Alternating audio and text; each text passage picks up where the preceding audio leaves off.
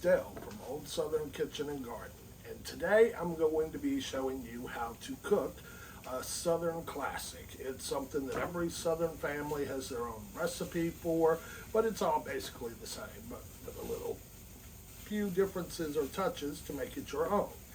I have my pot here, and I have some oil in it getting hot.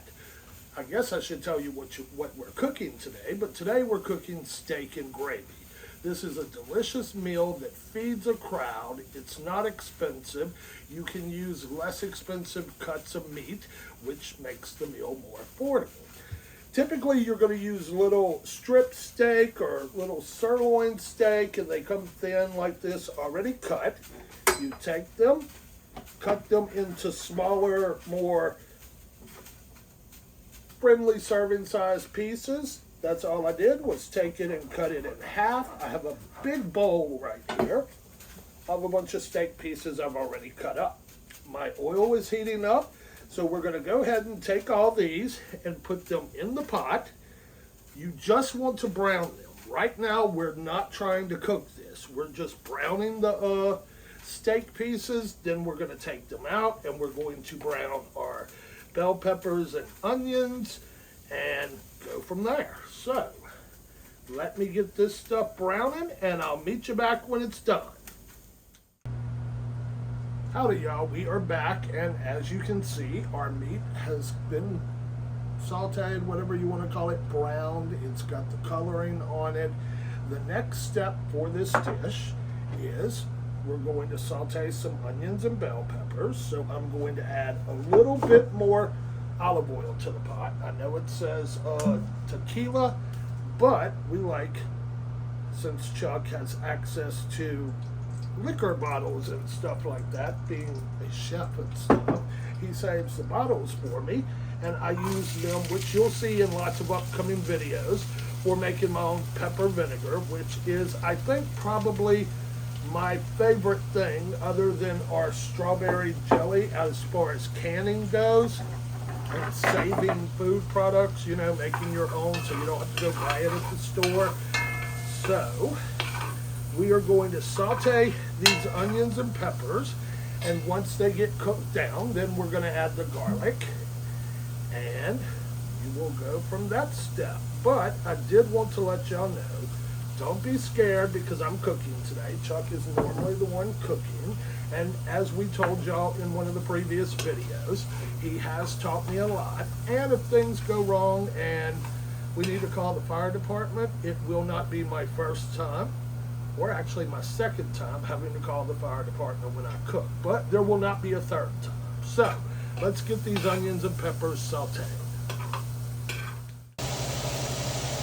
So as you can see, I brought you inside my pot, and I have got my onions and peppers sauteed, and I went ahead and added the garlic, and now we're just letting it all blend together.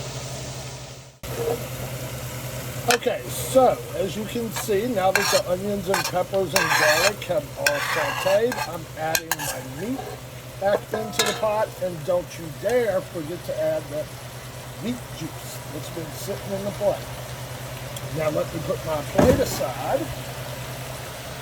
Okay, so now that we have added our meat in with our veggies, our next step is to pour chicken. Not chicken broth, I'm sorry. We're doing beef today, not chicken, so we pour in some beef broth. This is some of our canned beef broth. I'm trying to show it to you.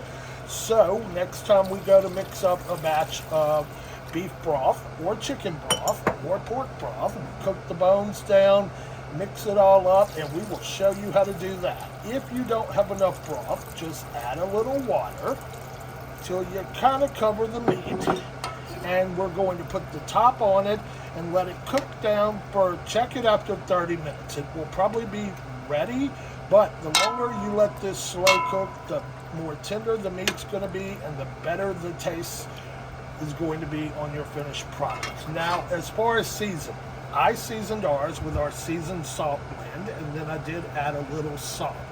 You can use any kind of Cajun seasoning mix. You can use just salt, pepper, and garlic powder.